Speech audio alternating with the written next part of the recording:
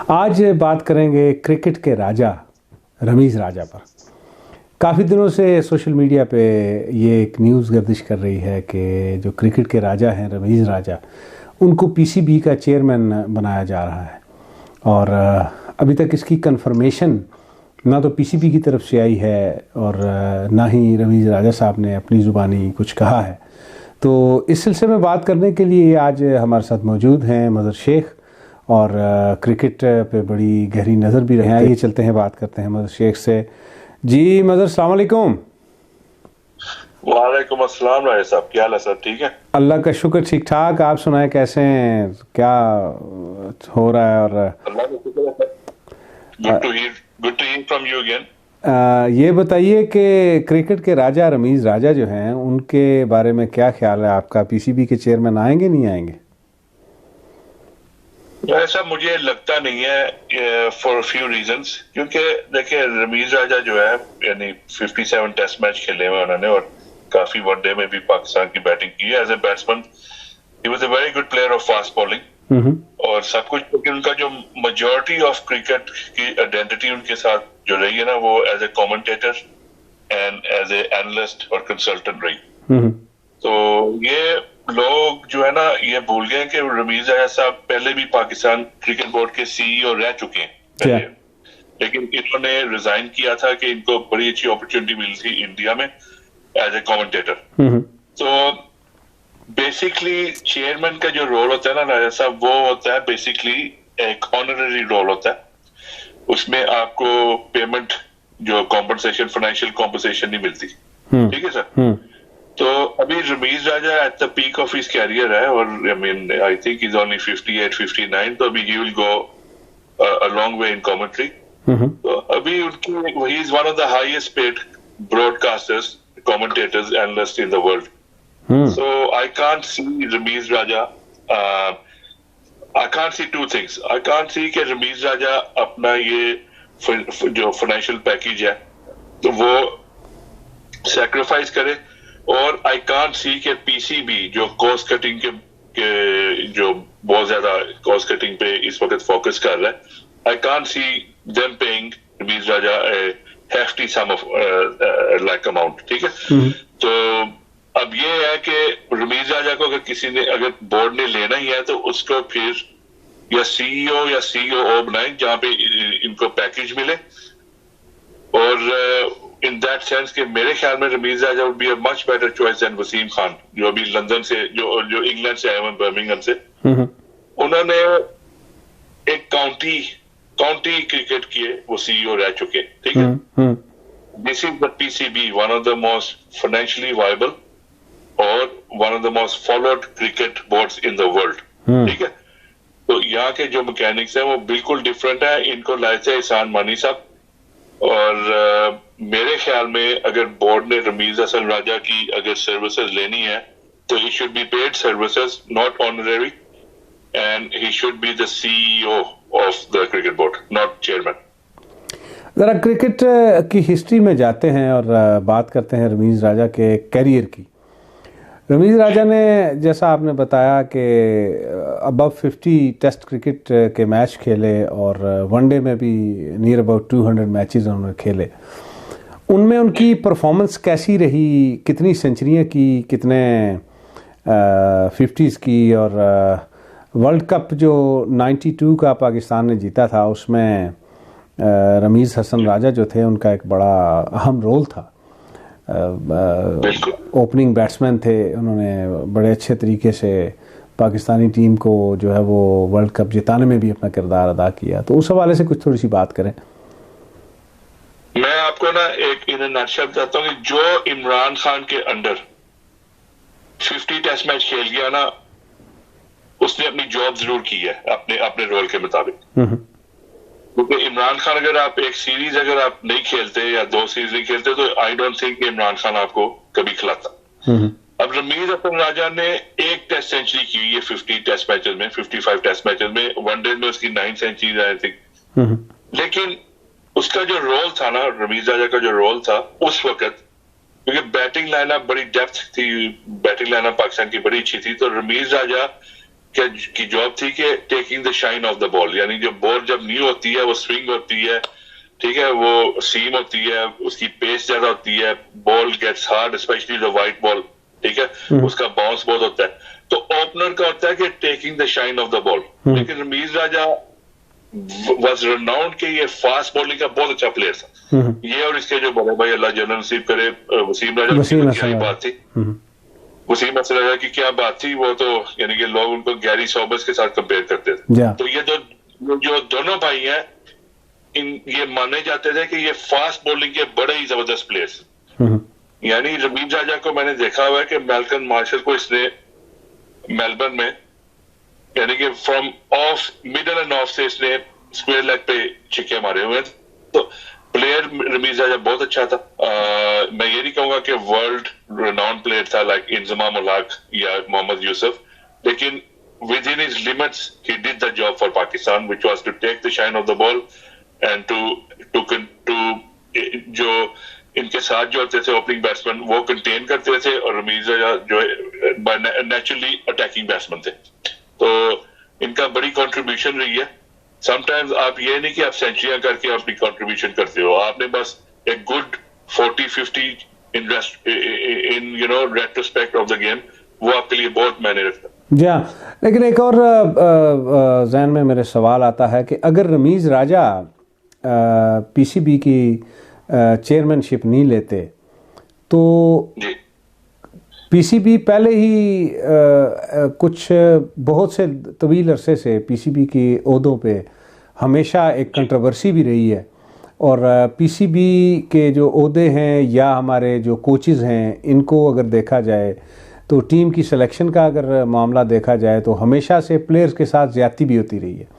थोड़ी सी बात प्लेयर्स के साथ ज़्यादती भी करते हैं। मौजूदा जो सूरत हाल है, मोहम्मद आमिर एक ऐसा बॉलर है जो विकेट ले ना ले उसकी दहशत जो है ना वो बड़े कम स्कोर्स देता है, टेल एंडर को खेलने नहीं देता आखिरी ओवर्स में। उसके बाद जो बिगनिंग में है वो बैट्समैन खुल के खेल नहीं पाता, वो खौफ में रहता है पता नहीं इसकी बॉल स्विंग होगी, अंदर आएगी, बाहर जाएगी, कहीं बाउंसर करेगा, यॉर्कर करेगा, क्या करेगा क्या नहीं करेगा। बैट्समैन को एक परेशानी सी लाहक रहती है, और दूसरे एंड पे जो बॉलर है वो अटैक करके तो विकेट ले लेता है।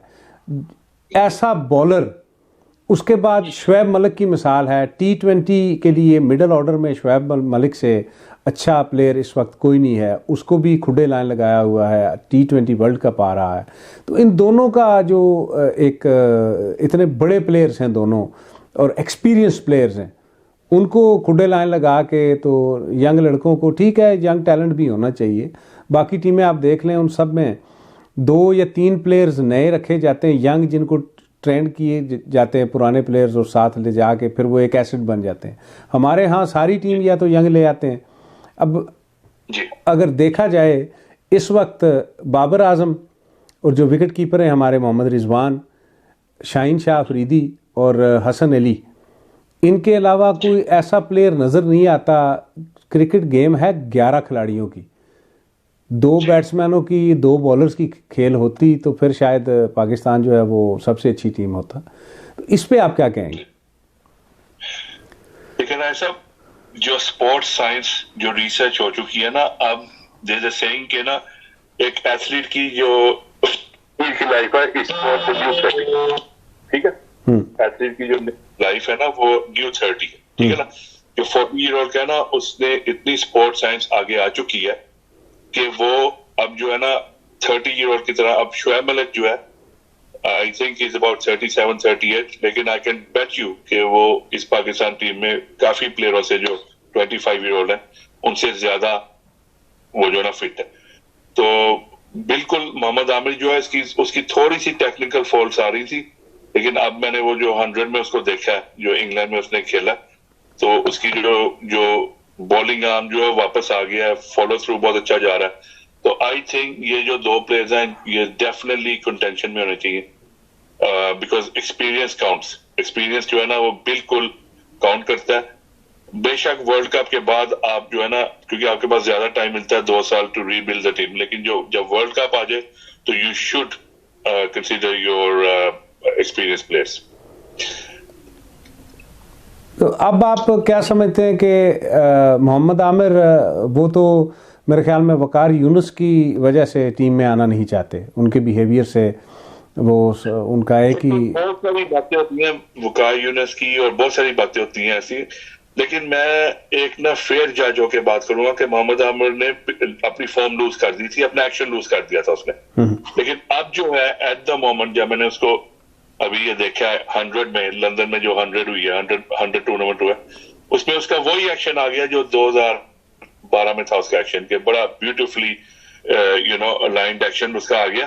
तो अब आई थिंक कि अब उसको अगर टीम में लिया जाता है तो वो अब अपनी फॉर्म को ना हिट करेगा। It will be a big asset for Pakistan. और शुएब मलिक के हवाले से क्या कहेंगे, उनका क्या कसूर है? He is a superb allrounder. Batting में देखें तो he is very hard hitter too, उनकी आप बैटिंग देख लें।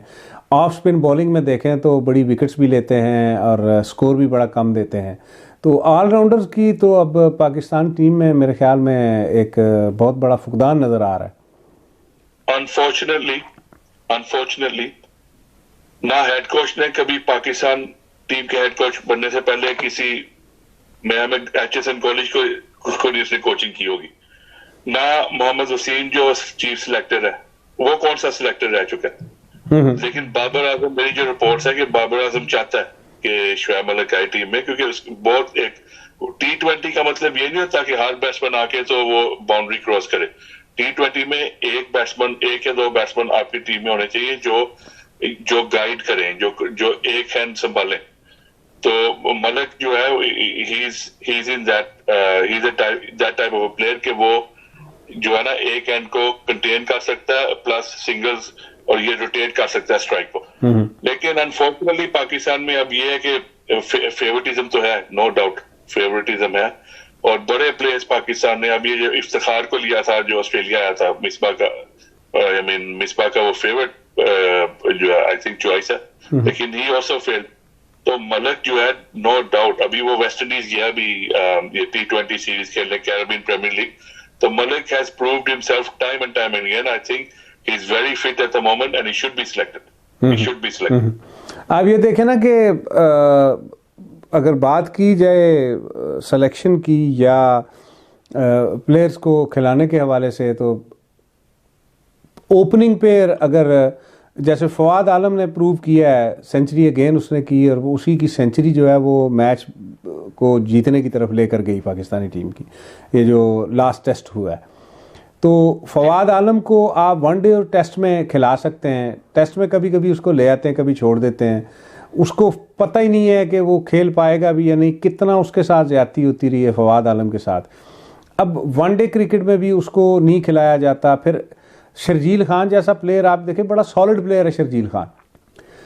फखर जमान जो है, फखर जमान और शर्जील खान को अगर कंपेयर किया जाए तो Sharjeel Khan is way better player than Fakhar Zaman. Fakhar Zaman की तो ना कोई क्लास है, बैटिंग उनकी आप देख लें, एक आध सेंचुरी उनकी जो बस वो 2 चांस मिलने की वजह से हुई, उसकी वजह से उसको माना जा रहा है। लेकिन फ़खर ज़मान का अगर आप देखें, उसका कवर ड्राइव जितने भी लेफ्ट हैंडेड बैट्समैन खेलते रहे, सईद अनवर आप देखें, आमिर सुहेल देख लें, और बेशुमार प्लेयर्स हैं लेफ्टी जो कवर ड्राइव खेलते हैं, क्लासी कवर ड्राइव होता है, उसको देख के बंदे को मज़ा आता है उसने कवर ड्राइव खेला है। मैंने आज तक फ़खर ज़मान का कोई कवर ड्राइव ऐसा देखा ही नहीं जिसकी तारीफ की जाए कि यार बड़ा अच्छा ड्राइव इसने खेला।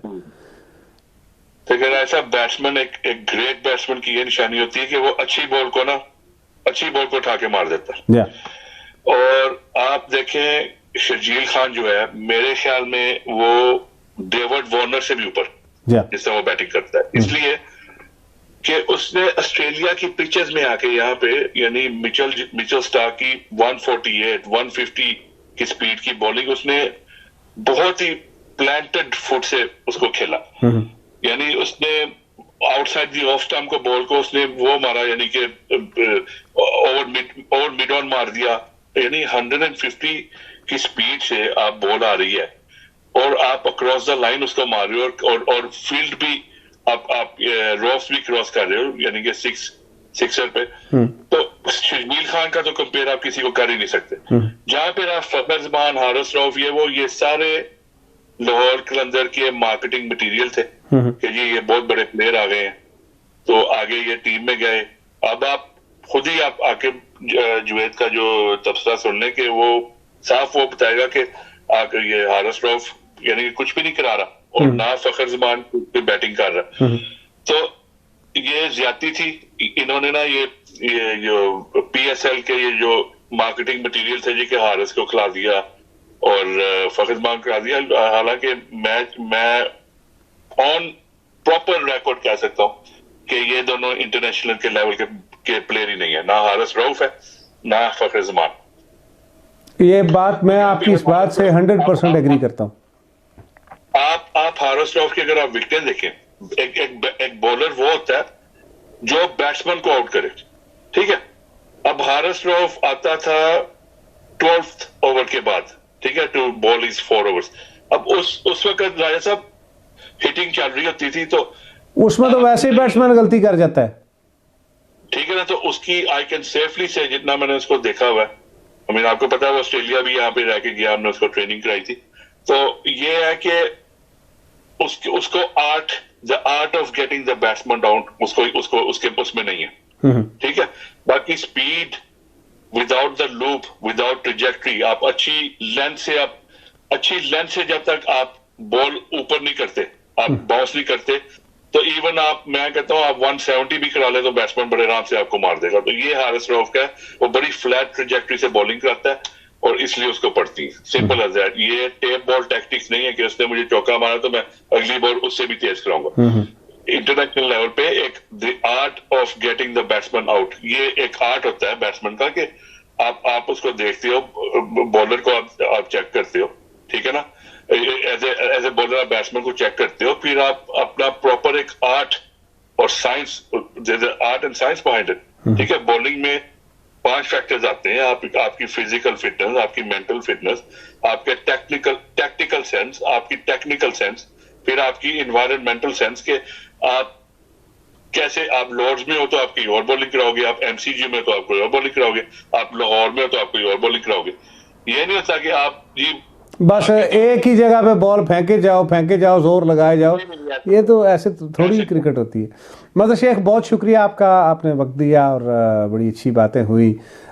उम्मीद करता हूँ कि आज का प्रोग्राम नाज़रीन आपको अच्छा लगा होगा और इसी तरह के प्रोग्राम हम आपकी खिदमत में लेकर हाजिर होंगे। उम्मीद करता हूँ कि आप जहाँ भी होंगे महफूज होंगे और अल्लाह ताला आपका हामी नासिर हो। नेक दुआओं नेक तमन्नाओं के साथ रजा तासीर को इजाज़त दीजिए।